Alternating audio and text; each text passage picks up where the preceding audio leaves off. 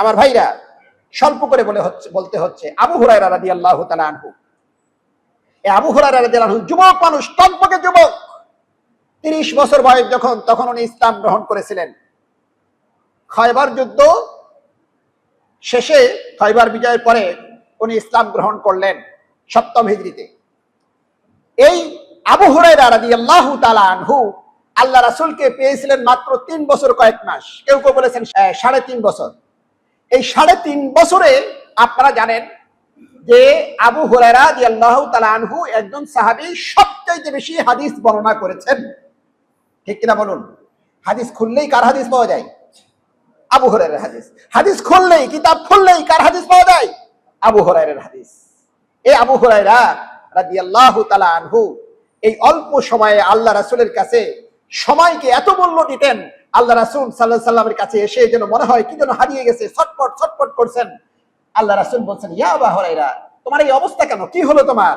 উনি বলছেন, ইয়া রাসূলুল্লাহ, আমি তো অনেক পরে এসে ইসলাম গ্রহণ করেছি, আমি তো অনেক হাদিস আপনার কাছে শুনতে পারি নাই, আমার সময়গুলি তো শেষ হয়ে যাচ্ছে, আমার কথাগুলি মনে থাকে না, আপনি যা বলেন তা আমি মনে রাখতে পারি না, কি করি ইয়া রাসূলুল্লাহ, আমি সময়গুলিকে কিভাবে কাজে লাগাবো, এই জন্য এত ব্যস্ত হয়ে পড়েছি। সুবহানাল্লাহ বলুন। আল্লাহ রাসূল আবু হুরায়রাকে বললেন, আবু হুরায়রা, তোমার একটা চাদর তুমি বিছায় দাও।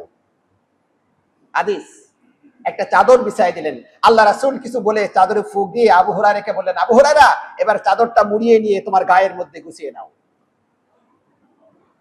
আবু হুরায়রা বলেন, এই চাদর যখন আমার গায়ে মুড়িয়ে নিয়েছি, এরপর থেকে আল্লাহ রাসূলের কাছে স্বল্প সময়ের মধ্যে যা কিছু শুনেছি, আর কোনোদিন আমি আল্লাহ রাসূলের কথাগুলি ভুলে যাই নাই। ভাইরা আমার, অনেক ঘটনা, সময় কম তার বলতে হচ্ছে, খেয়াল করুন। মারওয়ান ইবনে হাকাম যখন মদিনার গভর্নর, আবু হুরায়রা রাদিয়াল্লাহু তাআলা আনহুকে পরীক্ষা করার জন্য, আবু হুরায়রাকে পরীক্ষা করার জন্য মারওয়ান ইবনে হাকাম আবু হুরায়রাকে ডাকলেন, আবু হুরায়রা, তুমি আসো তো, তুমি একটু হাদিস শোনাও। মারওয়ান ইবনে হাকাম পর্দার আড়ালে অনেক মুহাদ্দিসিনে কেরামকে পর্দার আড়ালে লুকিয়ে রেখে কিতাব দিয়েছেন, কাগজ কলম দিয়েছেন, তোমরা লিখবা, আবু হুরায়রা যা বলে তোমরা তা লিখবা। এবার আবু হুরায়রা হাদিস বলা শুরু করেছে। এক এক করে বলতে বলতে শতাধিক হাদিস যখন বলা হয়ে গেছে, মারওয়ান ইবনে হাকাম বললেন, আবু হুরায়রা, আর বলা দরকার নাই, তোমার মুখস্থ হাদিস শুনলাম, এখন স্টপ হয়ে যাও। স্টপ হওয়ার পরে চলে গেল 1 বছর পরে। 1 বছর পরে এসে ওই যারা পর্দার আড়ালে হাদিসগুলি, আবু হুরায়রার কথাগুলি লিখে রেখেছে, তাদেরকে ডাকলেন, আর আবু হুরায়রাকে ডাকলেন। আবু হুরায়রাকে সামনে বসে দিয়ে ওদেরকে কিতাব ধরতে দিলেন, আর 1 বছর পরে বললেন, আবু হুরায়রা, তুমি যা বলেছো হুবহু আবার তুমি বলা শুরু করে দাও। সুবহানাল্লাহ।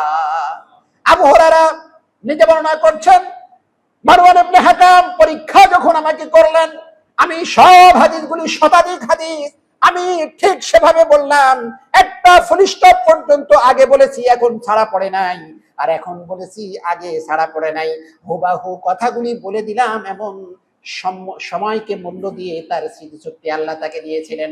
সময়ের মূল্য দেওয়ার কারণে আল্লাহ তাকে সেই সম্পদ পরিণত করে দিয়েছিলেন। গোটা বিশ্ববাসীর জন্য কিয়ামত পর্যন্ত আবু হুরায়রা আমাদের সম্পদ। ধরে বলেন ঠিক কিনা? সবার জন্য সম্পদ। এই সম্পদ আল্লাহ রাসূল সাল্লাল্লাহু আলাইহি ওয়াসাল্লাম বলছেন যে সময়কে মূল্য দেওয়ার কারণে, আমি সে দোয়া পড়ে তাকে ফোন দেওয়ার কারণে এই অবস্থা তার ঘটেছে, তার মেধা শক্তি আল্লাহ রাব্বুল আলামিন বৃদ্ধি করে দিয়েছেন।